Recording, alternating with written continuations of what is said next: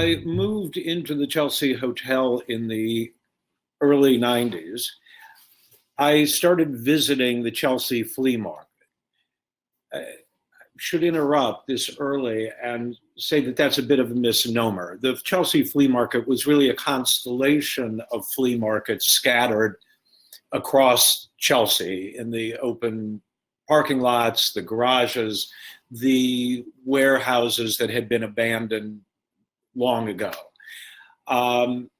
And the more time I spent there, the more time I got to know the vendors and ultimately became friends with a couple of those vendors. I'm going to interrupt now as well to say something about the vendors.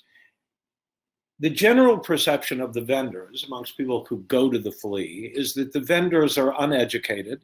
They live in rural communities up and down the eastern seaboard. And during the week, they ferret through Salvation Armies and Goodwills, antique shops, yard sales, estate sales for objects which they then purchase and they bring into the Chelsea flea market on the weekends, and they sell for prices quite a bit above what they paid for them. The other thing that is said about the vendors in the flea market is that they make up stories, and they make up stories about the objects they sell, and they make up stories about themselves in order to inflate the prices of the objects which they are trying to convince you to buy in the flea market. That said, there was one person in the flea market who probably embodied all of these terrible characteristics. He was the most guilty of what people thought was wrong with vendors in the flea market, and his name was Paul. He sold out of a garage, a basement in a abandoned building in West Chelsea on 25th Street. And what Paul sold was simply clothing, pedestrian clothing, from two small racks of clothes. And by 8 in the morning, after he had set up, he already smelled of alcohol and cigarettes. And as I said, if you were passing his rack of clothes, you would have thought nothing of them, other than the fact that they probably were lit a little bit dirty and some had moth holes in them.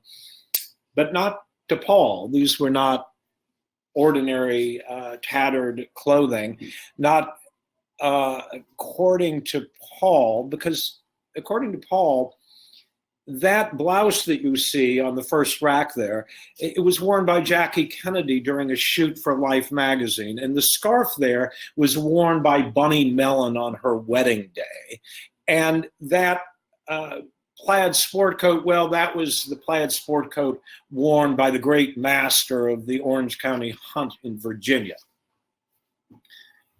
Now, not only did each object have this extraordinary provenance, all made up apparently by Paul, but they all had aristocratic rules of etiquette, if you will, that went along with them. So a particular pair of shoes could only be tied in a certain way. If you bought an overcoat and one of the buttons fell off, it had to be replaced by horned buttons from a certain animal.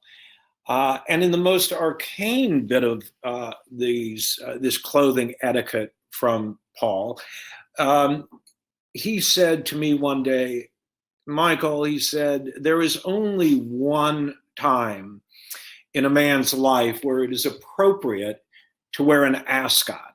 Now, I spent years trying to guess when that time was, and Paul wouldn't tell me. He said, in due time, you will find out the answer from me. And I accepted that because Paul and I became friends, and I began to trust Paul despite the rumors about him in the flea market.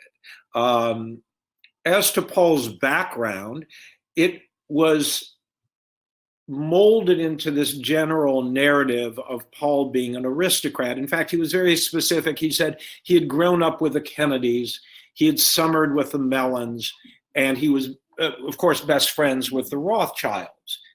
Now, all of this led to a behavior in the flea market that people found not particularly appetizing. For example, Paul refused to bargain. If anybody asked him to lower their prices, he would throw them out of the booth. One woman, for example, asked him about a peach cashmere sweater, and when he said the price of the sweater, which I think was $75, the woman responded, "Can you give me a better price?" To which Paul said, "Yes, $175. And she said, "That's a better price?" To which he retorted, "For me, it is." Another man, apparently, according to Paul, mishandled a shirt when he refolded it and put it on the tabletop at Paul's booth. And when the man asked Paul what the shirt was made of, Paul responded, "This shirt is made of get the fuck out of my booth." So you can imagine why people didn't particularly like Paul. And I was undented by this, frankly. I found it all very amusing, and I liked the fictions that he created.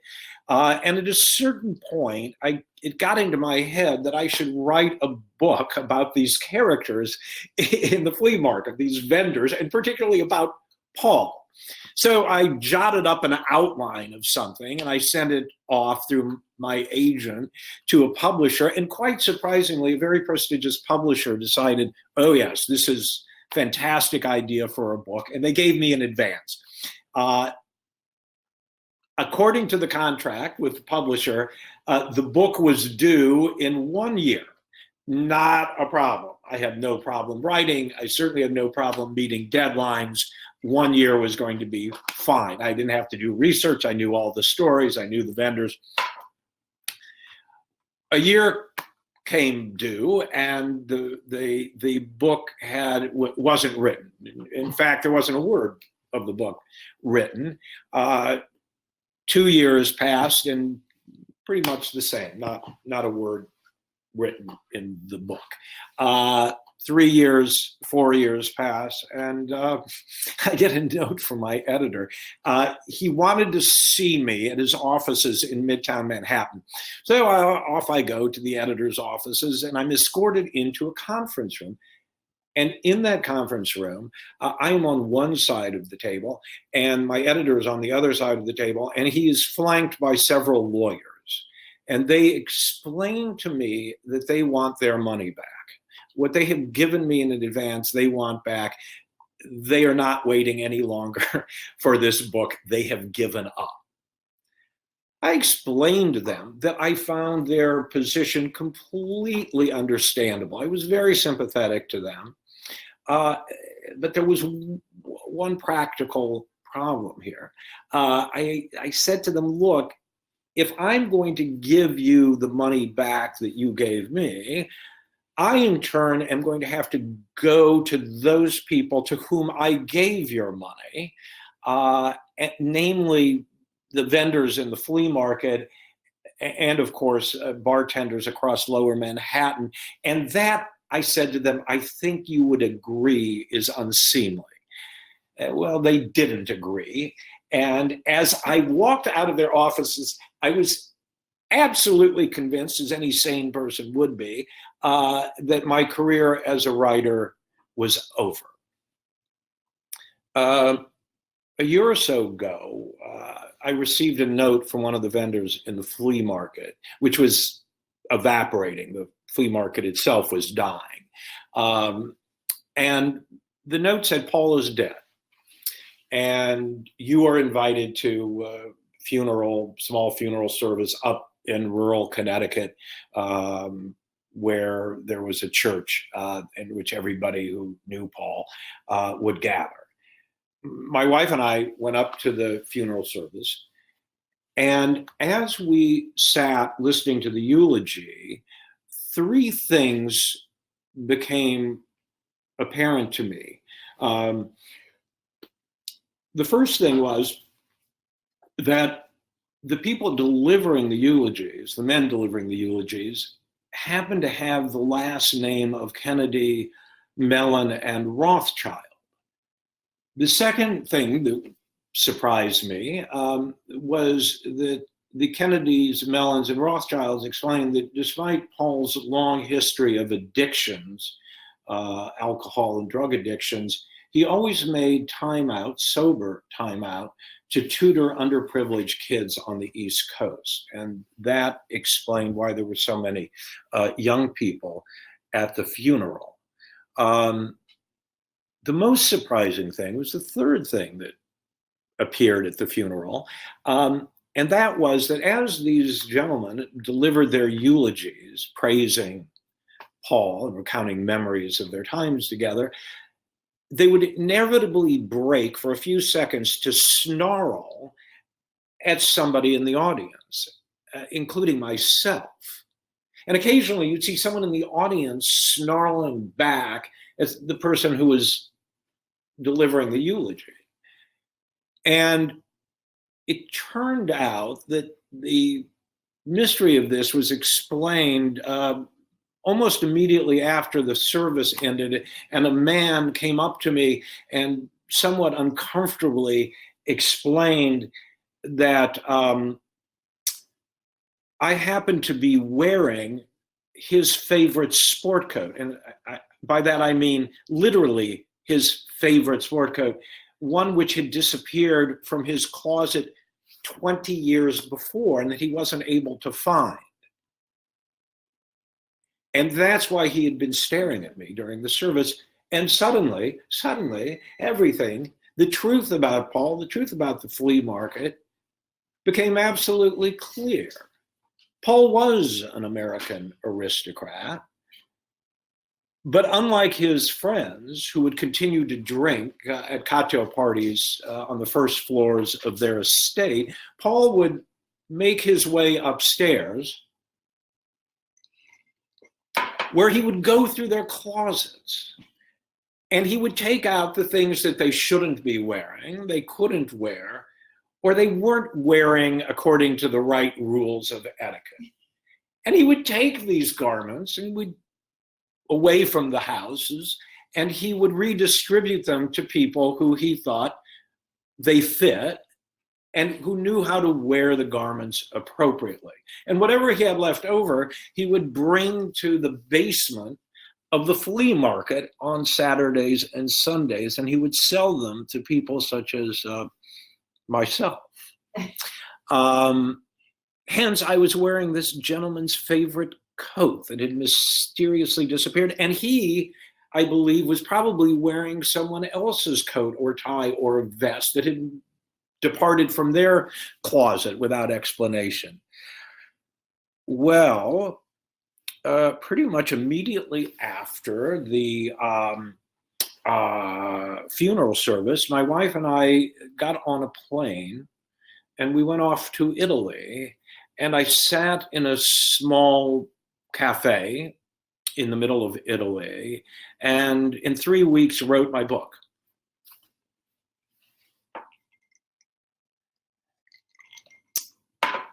And I learned something about time in all of this,